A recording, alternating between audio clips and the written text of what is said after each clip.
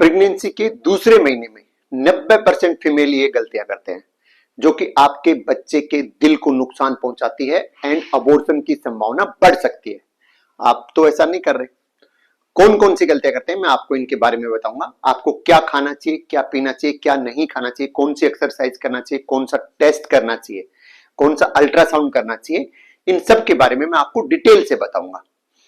तो अभी हमने पिछले प्रेगनेंसी के लास्ट वीडियो में हमने बात किया था कि जब तुरंत आपको प्रेगनेंसी पता चले कि अभी आपका यूपीटी पॉजिटिव आया है, तो आपको अपनी लाइफस्टाइल में क्या चेंजेस करने चाहिए, उसके रिगार्डिंग आप वो वीडियो देख सकते हो। एंड अभी जो मैं सेकंड मंथ की बात कर रहा हूं कि प्रेगनेंसी का सेकंड मंथ, वैसे देखा जाए तो सेकंड मंथ जैसे आपको पता चलता है कि आप प्रेग्नेंट हो, तभी से सेकंड मंथ स्टार्ट हो चुका होता है। क्योंकि आप लोग जब हस्बैंड से संबंध बनाते हो तब से काउंट करते हो, लेकिन हम गायनेकोलॉजिस्ट लोग आपके लास्ट मेंस्ट्रुअल पीरियड से काउंट करते हैं। लास्ट मेंस्ट्रुअल पीरियड मतलब जो लास्ट आपका साइकिल आया था उसका पहला दिन कौन सा था, हम उससे कैलकुलेट करते हैं। एंड आप लोग प्रेगनेंसी को महीनों में मेजर करते हो, पहला महीना, दूसरा महीना, लेकिन हम लोग वीक में इसको मेजर करते हैं। तो अभी मैं जो बात करूंगा, जो मैं आपको बोल रहा हूं कि सेकंड मंथ ऑफ प्रेगनेंसी, इसका मतलब है कि प्रेगनेंसी का मैं 4th वीक से लेके 8th वीक तक मैं बात करूंगा, उसके बारे में मैं आपको डिटेल से बताऊंगा। तो अभी अब सबसे पहले बात करेंगे कि बेबी का साइज अभी कितना बड़ा हो गया होगा। पिछले वीडियो में मैंने आपको बताया था कि आपका बेबी का साइज मटर के दाने से भी छोटा है, लेकिन अभी आपके बच्चे का साइज उससे थोड़ा बड़ा हो गया होगा। जो बेबी नींबू होता है, छोटा सा नींबू, उस साइज का हो गया होगा। बच्चे की जो लेंथ की बात करें वो 2 to 3 सेंटीमीटर हो गई होगी। वेट की अगर बात करें तो 2 to 3 ग्राम हो गया होगा। एंड सबसे इंपॉर्टेंट, प्रेगनेंसी के सेकंड महीने में आपके बच्चे का धड़कन आ जाता है। आप इस धड़कन को जैसे ही आपकी प्रेगनेंसी को 6 वीक होंगे, मतलब आपके लास्ट मेंस्ट्रुअल साइकिल का जो लास्ट डेट था उससे 6 मंथ के बाद, सॉरी 6 वीक के बाद या उसके 45 डेज के बाद जब आप अल्ट्रासाउंड कराओगे, तो उस अल्ट्रासाउंड में बच्चे का धड़कन देखा भी जा सकता है एंड सुना भी जा सकता है। उस टाइम आपके बच्चे का धड़कन आप अगर मेजर करोगे कितना होगा, तो वो अराउंड 150 के आसपास होगा। मतलब जो आपका जो दिल का धड़कन है, जो कि 70-80 के बीच में होता है, उससे डबल स्पीड से बच्चे का दिल का जो हार्ट बीट है वो स्टार्ट हो जाता है। एंड ये आप अल्ट्रासाउंड में सुन सकते हैं। तो ये सबसे बड़ा माइलस्टोन एक मदर के लिए बहुत ही अच्छी, जब वो पहली बार जब हम पेशेंट को दिखाते हैं कि देखो मैडम आपके बच्चे में हार्ट रेट आ गया है, एंड मैं मैक्सिमम टाइम हस्बैंड को भी साथ में सुनाता हूं, तो एक अलग ही प्लेजर मिलता है। तो आई थिंक सबसे इंजॉय वाला, या मैं ये बोलूं कि इंजॉय की शुरुआत जब हार्ट बीट पहली बार सुनते हैं तो उससे होती है। अभी नेक्स्ट बात करते हैं कि बेबी में क्या क्या डेवलपमेंट हो गया। जैसे जैसे सेकंड मंथ कंप्लीट होने की साइड आता है, 7th 8th वीक में, तो आपके बच्चे में छोटे छोटे हाथ, पैर, इनके छोटे छोटे बड्स बनने लग जाते हैं, हेड बनने लग जाता है। एंड जैसे एक छोटा प्लांट होता है उसके अंदर स्टार्टिंग में से कोपल फूटती है, नए पत्ते फूटते हैं, वैसे आपके बच्चे में सारे ऑर्गन धीरे धीरे बनना स्टार्ट हो गए हैं। आंखें, कान, नाक के पीपल्स बन जाते हैं, फेफड़े, लंग्स जिनको बोलते हैं, ठीक है, लीवर, ये सब चीजें डेवलप होना स्टार्ट हो चुकी है। एंड जो पहले जो आपका बच्चा टेडपोल जैसा था, अभी उस आपके टेडपोल जैसे बच्चे ने अभी इंसान जैसा शेप लेना स्टार्ट कर दिया है। अभी पूरा शेप में नहीं आया, लेकिन थोड़ा थोड़ा उस जैसा बनने लग गया, क्योंकि बहुत सारे ऑर्गन्स और ये सब चीजें बनने लग गए हैं। अभी बात करेंगे कि इस ड्यूरेशन में जो प्रेगनेंसी का जो सेकंड मंथ है, इसमें मां को अलग से क्या क्या फील होता है। तो यहां पर क्या है कि एक प्रेगनेंसी का एक हार्मोन होता है जिसको बोलते हैं बीटा एचसीजी हार्मोन। ये बीटा एचसीजी हार्मोन का लेवल तेजी से बढ़ता है। इसे बीटा एचसीजी लेवल जो है वो तेजी से बढ़ता है, उसकी वजह से मदर में बहुत सारे सिम्टम आते हैं।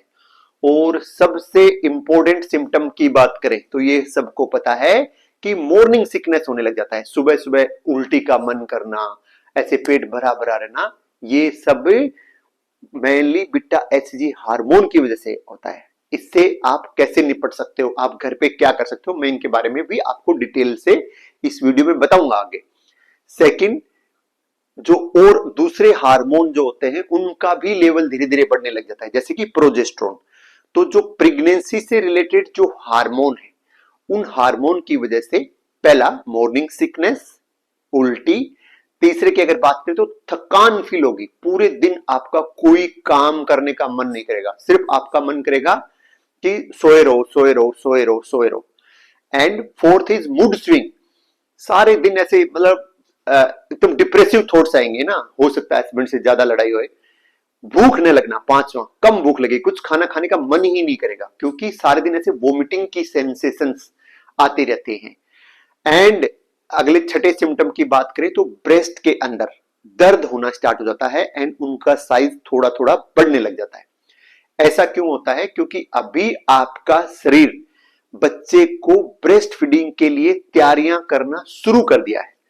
जैसे ही अपने घर में कोई नया मेहमान आता है तो हम उस मेहमान के आने की तैयारी पहले से स्टार्ट कर देते हैं, वैसे ही अभी शरीर को पता चल गया है कि थोड़े दिन में नया मेहमान मतलब अपना प्यारा सा बेबी आने वाला है, तो उसको ब्रेस्ट फीडिंग कराना पड़ेगा। तो इसके लिए जो ट्यूब्यूल्स होती हैं, ब्रेस्ट के अंदर जो ट्यूब्यूल्स होती हैं, उनका साइज धीरे धीरे बढ़ने लग जाएगा। तो आपको ब्रेस्ट के साइज में भी चेंजेस फील होंगे एंड हैवीनेस टाइप का फील होगा। कुछ लोगों के अंदर जो एरियोला होता है, एरियोला जो कि काला एरिया होता है ब्रेस्ट के अंदर, उसका साइज भी बढ़ जाता है। ये काला एरिया वही एरिया है जहां से सारी जो ट्यूब्यूल्स है खुलती हैं, बच्चे को दूध मिलता है एंड इसकी वजह से ब्रेस्ट में टिंगलिंग सेंसेशन भी आती है। इसके अलावा अगर और लक्षण की बात करें तो जो मदर होती है उसको स्मेल ज्यादा आने लग जाती है, स्मेल आ जाती है, बार बार यूरिन आता है। बार बार यूरिन इसलिए आता है क्योंकि आपके बच्चेदानी का साइज बढ़ गया, वो पेशाब की जो थैली है उसको बार बार कंप्रेस कर रहा है एंड आपको बार बार वोमिटिंग हो रहा है, उसकी वजह से आपको पेट में गैस ज्यादा बनेगी, ब्लोटिंग एंड आपके इंटेस्टाइन का मूवमेंट जो मोटिलिटी होता है वो कम पड़ जाता है, उसकी वजह से आपको कॉन्स्टिपेशन की समस्या भी हो सकती है। इसके अलावा कई बार देखा गया है कि कुछ चीजें एबनॉर्मल होती है, जो मैंने आपको बताया, अगर वही सिम्टम आपके अंदर हो रहे हैं तो ये सब चीजें नॉर्मल है। एबनॉर्मल क्या है? तो हमें ये भी पता होना चाहिए कि एबनॉर्मल क्या है, तभी तो हम डॉक्टर के पास पहुंचेंगे। अगर नॉर्मल एबनॉर्मल डिफरेंस नहीं पता होगा तो हमें पता ही नहीं चलेगा कि इमरजेंसी क्या है। तो इन डेंजर साइन को मैं मेरे एक अलग वीडियो में पूरा डिटेल से ऑलरेडी कवर कर चुका हूं, वो आप देख सकते हो। फिर भी यहां पे अगर मैं शॉर्ट में बताऊं तो अगर आपको बहुत ज्यादा पेट दर्द हो रहा है, सेकंड अगर आपको ब्लीडिंग हो रही है, वेजाइना से ब्लीडिंग या स्पॉटिंग मतलब थोड़ा सा भी ब्लड आ रहा है, तो ये भी एक डेंजर साइन है। तीसरा, अगर आप बेहोश हो रहे हो, आपको चक्कर आ रहे हैं। चौथा, अगर आपको बहुत ज्यादा फीवर आ रहा है तो आपको तुरंत डॉक्टर के पास दिखाना है। ये सबसे इंपॉर्टेंट बात है। जो सेकंड मंथ ऑफ प्रेगनेंसी है उसमें अगर ऐसा डेंजर साइन आ रहा है तो आपको तुरंत डॉक्टर के पास जाना चाहिए। अभी बात करते हैं कि पेशेंट हमसे पूछता है कि सर हमें क्या खाना चाहिए अभी। तो अभी खाना पीना बहुत ज्यादा जरूरी है। क्यों? क्योंकि जब भी हम भूखे पेट रहेंगे तो उल्टी का मन करेगा, ब्लोटिंग होएगी, है ना, नोजिया जैसा फील होएगा। तो हमें भूखा नहीं रहना, पहली बात। लेकिन समस्या क्या है, कुछ लोग खाना खाते हैं, खाना खाते ही उल्टी हो जाता है। तो उसका समाधान क्या है कि आपको छोटे छोटे मील्स में खाना खाना है। जैसे नॉर्मली हम क्या करते हैं, ब्रेकफास्ट करते हैं, लंच करते हैं एंड डिनर करते हैं। लेकिन अभी आप प्रेग्नेंट हो, अभी आपके ऊपर आपके अलावा किसी और बच्चा मतलब दूसरे इंसान की भी लाइफ आप पे डिपेंड कर रही है ना, उसको न्यूट्रिशन देना भी आपका रेस्पॉन्सिबिलिटी है। आप खाना खा रहे हो तो दो जान को एक साथ खाना मिल रहा है। ओके, तो आपने क्या करना है, ब्रेकफास्ट, लंच और डिनर। तो ब्रेकफास्ट से पहले भी उठते ही थोड़ा सा खाना खा लेना है, फिर हल्का सा ब्रेकफास्ट कर लेना है, ब्रेकफास्ट और लंच के बीच में भी थोड़ा सा खाना खाना है, लंच और डिनर के बीच में भी कुछ खाना खाना है और डिनर के बाद भी खाना खाना है। तो दिन में आपने 6-7 बार खाना खाना है, थोड़ा थोड़ा खाएं, एक तो पूरा पेट भर के नहीं खाने का, थोड़ा थोड़ा खाएं। बाकी वोमिटिंग से कैसे निपटना है इसको मैं आपको एक वीडियो में अलग में पूरा डिटेल से बताऊंगा, पहली बात। सेकंड, जैसे आप सुबह मॉर्निंग में उठते हो तो उठते ही कुछ चीजें सूखी जैसे टोस्ट खा लिया या कुछ सोल्टी चीज खाने से भी आपको वोमिटिंग कम होगा। रात को सोने से पहले आप आइसक्रीम खा सकते हो ऐसा देखा गया है कि मेरे 14 ईयर के एक्सपीरियंस में वनीला आइसक्रीम खाने से, रात को सोने से पहले वनीला आइसक्रीम खाएंगे तो उससे वोमिटिंग कम होता है। तो सबसे इंपॉर्टेंट बात क्या है, खाना खाते रहना है एंड पानी पीते रहना है। प्रोटीन के लिए आप दाल खा सकते हैं, पनीर खा सकते हैं, अंडा खा सकते हैं एंड नॉन वेज खा सकते हैं। ऑब्वियसली आयरन के सोर्स के लिए आप पालक, चुकंदर, अनार ये सब चीजें खा सकते हैं। कैल्शियम के लिए दूध, दही, बादाम ये सब चीजें खा सकते हैं। संतुलित आहार लेना है आपको। अभी कोई कच्चा फल नहीं खाना है। कोई भी फल, फ्रूट, सब्जी आप खा रहे हो तो उसको प्रॉपर्ली वॉश करिए, वॉश करके ही खाएं, क्योंकि आपके बच्चे का लिवर अभी बहुत छोटा है, वो उसको डिटॉक्सिफाई नहीं कर पाएगा। आप कर सकते हो लेकिन अभी बेबी इज मोर इंपॉर्टेंट। अभी बात करते हैं कि उल्टी रोकने के टिप्स। इसके अलावा जो मैंने बताया उसके अलावा क्या क्या कर सकते हैं। ऐसा देखा गया है कि अदरक वाली चाय या अदरक से वोमिटिंग कम होती है। सेकंड, नींबू पानी। नींबू पानी के अंदर चीनी एंड नमक दोनों मिला के पिए, उससे भी आपको वोमिटिंग कम होगा। साल्टी क्रैकर्स खाने से कम होगा। जंक फूड बिल्कुल ना लें, जंक फूड बिल्कुल ना लें। कोई भी अगर आप ऑयली चीज खाओगे तो आपका वोमिटिंग बढ़ेगा। एंड फ्रूट जूस आप ले सकते हो, लेकिन वो भी ताजा फ्रूट से, घर पे बना हुआ होना चाहिए। पैकेट वाला फ्रूट जूस को अवॉइड करना ज्यादा बेटर बात है। क्या क्या खाने में अवॉइड करना है जो आपको नहीं खाना, मैंने मेरे पिछले वीडियो में भी बताया था कि कच्चा पपीता, कच्चा पपीता, कच्चा अनानास, पाइनएप्पल बिल्कुल नहीं लेना। अल्कोहल बिल्कुल अवॉइड करना है। स्मोकिंग बिल्कुल नहीं। ज्यादा कॉफी भी ना पिए, उससे भी बच्चे को नुकसान होता है। फ्राइड चीजें ना खाएं, जो ऑयल के अंदर फ्राइड चीजें हैं वो ना खाएं। एंड हैवी वेट ना उठाएं। हैवी वेट जैसे मतलब पहले से हो सकता है आपका एक बच्चा और है तो वो एकदम से ना उठाएं। अगर आप जिम जा रहे हैं तो एक बार के लिए अवॉइड करना ज्यादा बेटर है, वो आपके लिए अच्छा रहेगा। अभी आते हैं कि इस टाइम आपको कौन कौन से टेस्ट कराने चाहिए, कौन कौन से अल्ट्रासाउंड कराने चाहिए। तो ये बहुत इंपॉर्टेंट चीज है। इसके बारे में एक अल्ट्रासाउंड, अगर 5वें वीक की अगर अपन बात करें, 5वें वीक मतलब मोटा मोटी आपके लास्ट मेंस्ट्रुअल पीरियड से लगभग 35 डेज के बाद अगर अपन अल्ट्रासाउंड करेंगे तो हमें टीवीएस, ट्रांसवेजनल अल्ट्रासाउंड से बच्चेदानी के अंदर बच्चा आराम से दिख जाता है। उसके अंदर योग सैक भी बना होता है, लेकिन अभी हार्ट बीट नहीं आता। हार्ट बीट नॉर्मली 6 वीक पे आता है।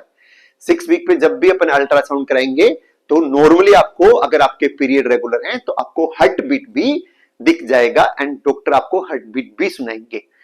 ठीक है। एंड इसको हम डेटिंग स्कैन भी बोलते हैं। इससे कंफर्म हो जाएगा कि आपका प्रेगनेंसी टाइम पे आया है, नहीं आया है। कुछ लोग जिनके पीरियड इरेगुलर होते हैं उनके लिए ये अल्ट्रासाउंड बहुत इंपॉर्टेंट होता है। इसके साथ हम कुछ बेसिक टेस्ट भी करने होते हैं, जैसे कि आपका हीमोग्लोबिन, आपका ब्लड ग्रुप, थायराइड, यूरिन के टेस्ट एंड कुछ वायरल मार्कर हम बेसिक करते हैं। कुछ लोग बहुत परेशान होते हैं कि सर मेरा तो ब्लड ग्रुप नेगेटिव है, मेरे हस्बैंड का तो ब्लड ग्रुप नेगेटिव है, मेरा ब्लड ग्रुप ये है, मेरे हस्बैंड का ब्लड ग्रुप ये है। Just all nonsense. कुछ नहीं होता। एंड अगर कुछ होता भी है तो वो हम देख लेंगे।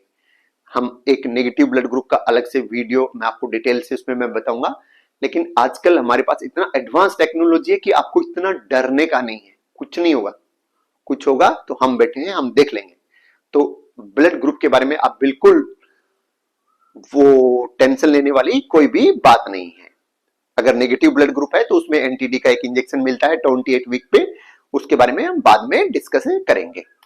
अभी बात करते हैं, कुछ पेशेंट बोलते हैं सर बच्चे में धड़कन तो आ गया लेकिन बेबी मूवमेंट तो फील नहीं हो रहा। तो अभी बेबी मूवमेंट फील नहीं होता क्योंकि आपके बच्चे का वजन जस्ट 2-3 ग्राम वजन हुआ है। मूवमेंट बाद में फील होगा। लेकिन सबसे इंपॉर्टेंट, अभी आपके बच्चे का ग्रोथ बहुत स्पीड से हो रहा है। सारे ऑर्गन अभी बन रहे हैं, जिसको हम बोलते हैं ऑर्गेनोजेनेसिस बोलते हैं। एंड बच्चे का साइज मैंने आपको बताया था कि छोटा बेबी नींबू होता है उसकी साइज क्या है, लेकिन पूरे बच्चेदानी की साइज, जिसके अंदर बच्चा ग्रो कर रहा है, उसकी साइज एक क्रिकेट का बॉल जो होता है उसकी साइज का हो गया है। अभी पेशेंट हमसे पूछते हैं कि क्या सर अभी हस्बैंड के साथ रिलेशन बना सकते हैं। तो इसका आंसर है कि यस, नॉर्मल प्रेगनेंसी में ये सेफ है। जेंटल रहिए। अगर आपका प्रेगनेंसी हाई रिस्क है तो इसको अवॉइड करें। अगर पहले से आपको मल्टीपल अबॉर्शंस की हिस्ट्री रहा है या मिड ट्राइमेस्टर अबॉर्शन, जैसे चौथे, पांचवें, छठे महीने में आपको पिछली बार डिलीवरी मतलब अबॉर्शन हो गया था या टाइम से पहले डिलीवरी हो गया था, तो अवॉइड करना ज्यादा बेटर है। अगर आपको संबंध बनाने से बहुत ज्यादा पेन हो रहा है या ब्लीडिंग हो रहा है तो तुरंत अपने डॉक्टर की सलाह लें। फिर आते हैं दवाई के पार्ट में कि क्या क्या दवाई लेना चाहिए। तो दवाई में नॉर्मली फोलिक एसिड अपन 5 मिलीग्राम, लास्ट वीडियो में बताया था, सिर्फ वही दवाई आपको लेना है। अगर आपको उल्टी हो रहा है तो उल्टी का दवाई लेना है।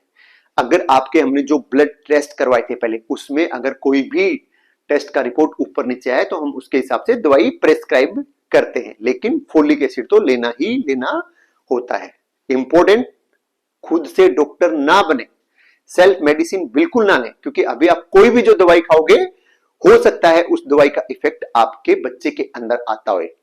एंड कभी भी जिस डॉक्टर को आप दिखा रहे हो, आपका प्रीवियस हिस्ट्री कभी ना भूलें बताना, उसको जरूर बताएं। अगर आपका सेकंड बेबी, तो पिछले प्रेगनेंसी में आपको क्या हुआ था, आपका बीपी बढ़ गया था, शुगर था, थायराइड था, इचिंग का प्रॉब्लम था, सब पैरों में स्वेलिंग आ गया था, तो पूरी हिस्ट्री डॉक्टर को जरूर बताएं। इसके अलावा अगर आपको और कोई बीमारी का भी हिस्ट्री रहा है, जैसे कई बार पेशेंट बताता ही नहीं है कि उसके हार्ट में छल्ले डले हुए हैं, हार्ट अटैक आया हुआ है, हार्ट का सर्जरी हुआ है, तो ऐसी इंपॉर्टेंट चीजें आप अपने डॉक्टर को जरूर बताइए। उससे डॉक्टर के लिए ट्रीटमेंट करना इजी हो जाएगा और आपके लिए भी ये बहुत ज्यादा फायदेमंद रहेगा। अभी मैंने आपको ऑलरेडी बता दिया, अगर इमरजेंसी जैसे तेज दर्द, ब्लीडिंग, ज्यादा उल्टी, हाई फीवर, ऐसा बेहोश हो रहे तो तुरंत अपने डॉक्टर को दिखाइए।